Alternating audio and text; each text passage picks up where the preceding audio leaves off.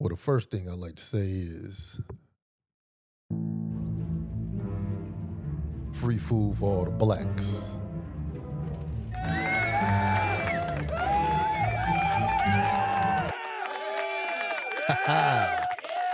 That's something I could get in front of. But speaking of food, nice little transition. Speaking of food, um, one thing that we have to get used to putting behind us, aside, maybe not behind, but pushing through it, are old adages. Can you think of some old sayings that don't work anymore? Or, they never really examined, they sound good, but they don't really make sense.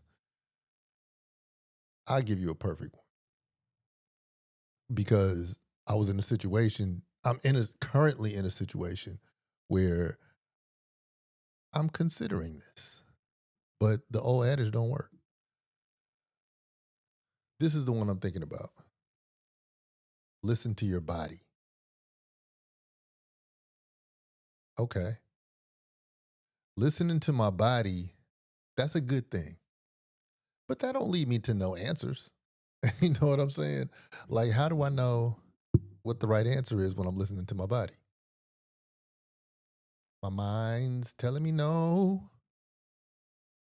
Oh, you all know what this is. Sing with me. My mind's telling me no, but my body's telling me yes, baby.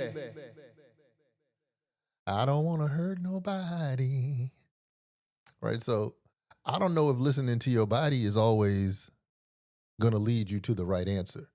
And at what point did we dissociate the mind from the body? I'll tell you where we did, and we probably should have. Um, the mind is actually an invisible thing. The mind is not the brain, right? You could be in medical school, or you could be some kind of Italian gangster with the ice pick, and you can see a brain, but that's not going to show you the mind. Okay.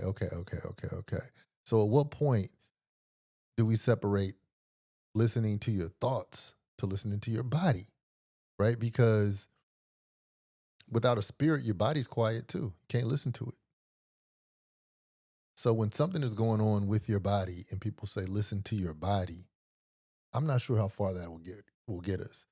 But I'm glad you've gotten here to episode 38 of Sorry for My Language. Yeah. Bring the horns in.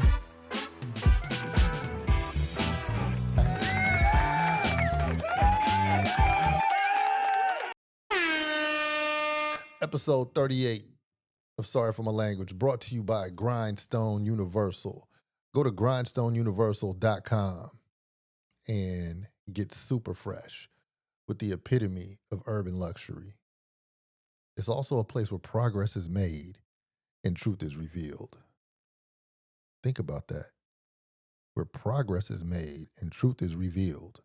That's almost synonymous, and it might be exactly synonymous, but make progress, you will reveal truth. Life is kind of like chiseling something away. You chisel with your progress. And then you find a little more truth and a little more truth and another layer and another layer. So Grindstone Universal is the place where you find that. It's at grindstoneuniversal.com.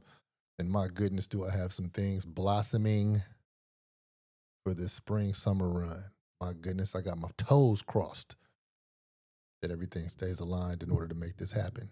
But not only do I have my toes crossed, I'm actually putting some force with it. So shout out to Force. So here we are trying to listen to our bodies, right? Now I'm saying this because now get your mind out the gutter. I pulled my erector spinae muscle in my lower back. Erector spinae.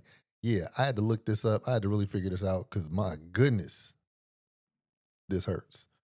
So your spine is in the middle of your back, and then you got two columns of muscle that go from like your waist all the way up to your neck, but it's like right on both sides of the spine. I pulled my left one. Yeah, it's like I pulled my left love handle in the back near my waistline. Dude, you don't realize how many things your back is responsible for. I mean, bending over, standing up, laying down, turning over. Man, one of the toughest things. Ooh. I'm not lying. One of the toughest things is just closing the car door. O to the MG.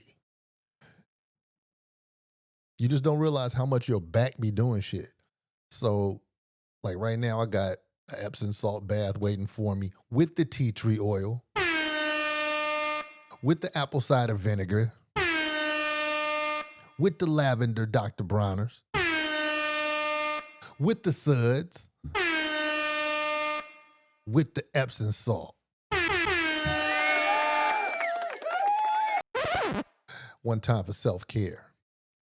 But you know, so this is how I hurt my back. I like to exercise and work out and do hella shit. I was getting in my damn zone. In my zone. Hella like just skimming the line of being antisocial. Really, I had consciously said that exercise and working out is non-negotiable. Like that's something that's gonna happen in a day's time. I'm going hard. I'm going hard in the paint. So and I'm still totally with that. But I was in the swimming pool the other day, and this was like on a double day, right? So I had already worked out, but now I'm in the swimming pool getting it in like a cold beast. And this swimming pool workout that I do, I'm not gonna tell you because it doesn't make sense if you don't swim. You probably can't picture it. But the swimming pool workout alone is enough to sit you down and put you to sleep. But I'm doing this after I already did something real. And part of the swimming pool workout, I'm using the kickboard. So the kickboard is the floater board joint. You put it in front of you and you're kicking, right? So that makes you like flex your whole entire back. It's really odd if you don't do that particular movement. It's kind of like if you're on land, it's like standing up as tall as you can stand and walking on your tippy toes for 50 yards. Like that's what the kickboard's like. And not only are you walking on your tippy toes, you're looking at the sky the whole time. So like if you just take that and put it horizontal, that's what the kickboard's like. But you're not just walking on your tippy toes, you're running on your tippy toes really fast, little steps. And so what that did to my lower back, my erector spinae, it had that motherfucker tap out. Better yet, it's more like. But everything is cool when you got the adrenaline. Everything is cool when you're in the flow. Your blood is flowing, circulatory system on Hulk. You know, you a Hulkamaniac or not necessarily a Hulkamaniac anymore, but you know, you one of them dudes. You in the zone, right? Shit, I'm gonna get drafted. Mom, I'm getting the NIL. But then when your body cools down and you re-register with who you are today and what you just did, everything don't settle in place. You know, it's kind of like you're shaking a snow globe. Your body's like a snow globe, right? And things are just like floating all over the place. But then everything don't settle in the village like it was prior to the shaking up. And that's where my back is. So I don't know if in doing all that, I feel like when I'm doing all this working out, I'm listening to my body, right? So now I'm definitely not going to be working out for at least a week because I'm forced to listen to my body. But let's be honest. In both of these situations, I'm listening to my fucking mind, right? Your mind pushes you through. Your mind talks you out of shit. It's your mind that says, nah, I'm getting up at this hour to go show up there and do the thing, regardless of how I feel. Your mind almost drags your body along, right? Come on. Your mind be like, come on, champ. And so listen to your body. The fuck, man? Your mind got the final vote, unless it's time to go to sleep. And then some of y'all be like doing whatever it takes not to go to sleep, even. So I don't really know if we should be listening to our bodies. I don't. I don't know. What do you think? I mean, think about this. What if you totally listen to your body and you just take that at face value, right? And you're on a date. Oakland, California, that's where I'm from. Don't stop macking. Okay. Don't stop tapping. Don't stop macking. Don't stop tapping. What if you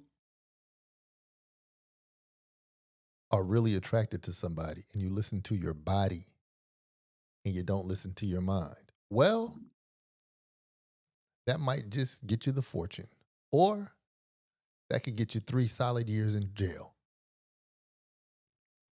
So just listening to your body without an interjection from your mind can be a real issue.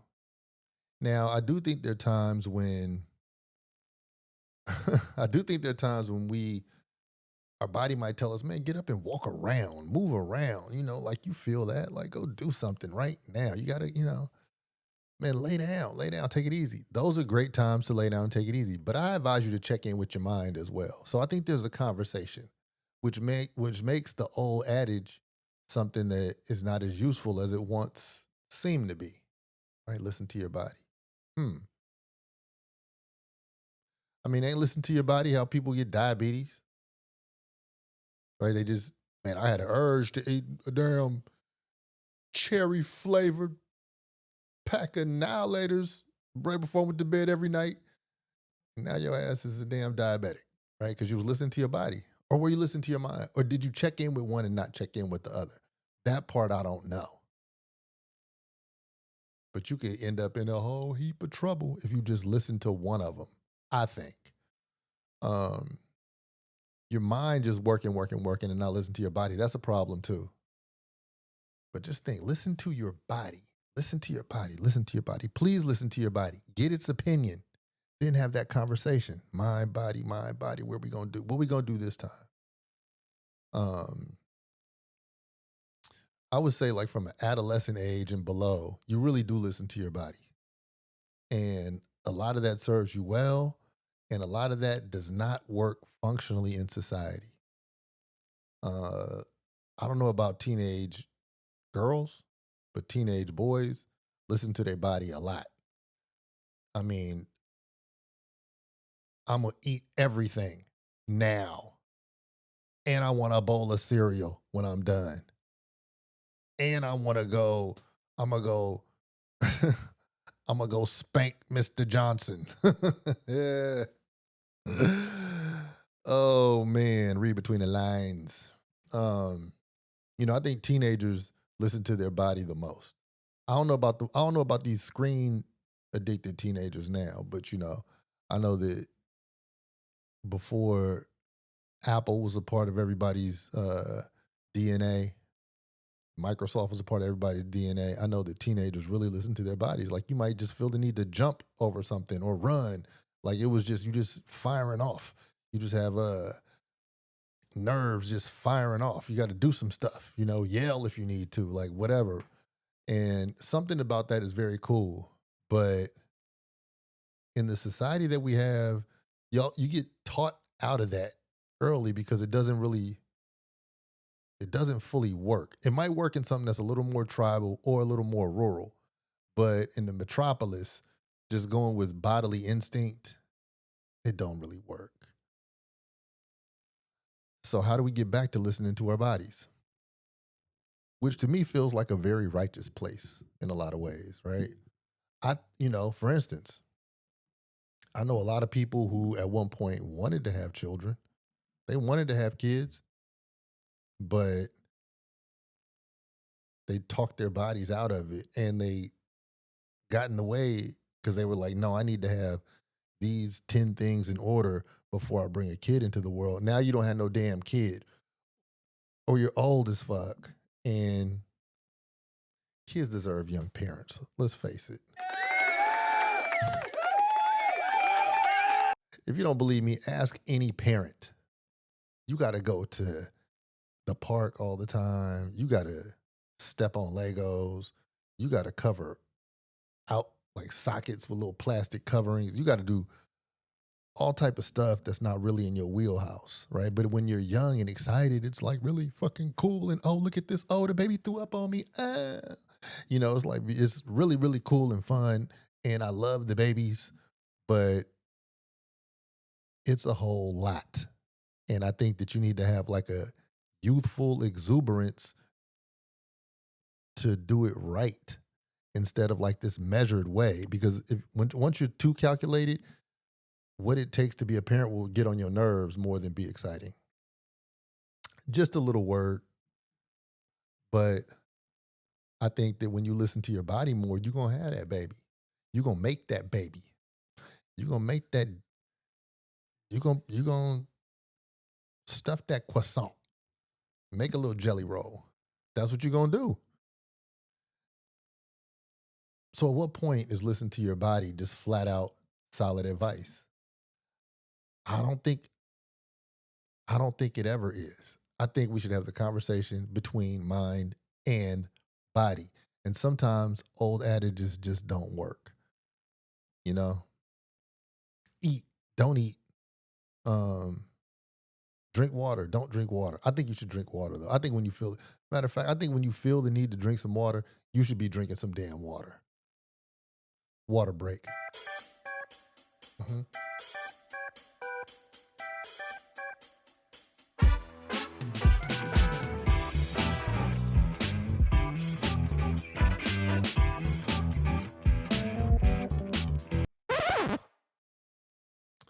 Man, today's water, just a couple drops of Mediterranean oregano oil in there, and my goodness, I feel invigorated. I might have a spirulina in there on the regular, but I was just like, man, let me just keep it simple. Let me get my health drops in. So that was me listening to my body. So maybe when it comes to drinking water, you should listen to your body. Um, if your nose is telling you to wash your armpits, you should go handle that. If you gotta if you gotta pee, if you gotta do any type of bodily excretion, you should listen to your body. Don't do it in your pants though, you know. But the closest depot that will allow you to not do it in your pants, you should just go now. Don't hold that in. See, that's somebody listening to their mind, and that mind is not having a conversation with the body. So, there's a trade-off. It's a volley between mind and body that should always exist. And I was thinking, listen to your body. I was so confused because I was like, damn, does that mean lay down or does that mean go harder? I couldn't figure it out. And then I had to really question what the hell I'm doing here with this old ass information, this old adage that wasn't all the way talked through, you know? Um, so I just really wanted to make it clear that we need to investigate and break down some of the old information because a good question is always followed by a good answer. And so I think that we need to just do a little better with our our Q&A when it comes to the information that we hold dear.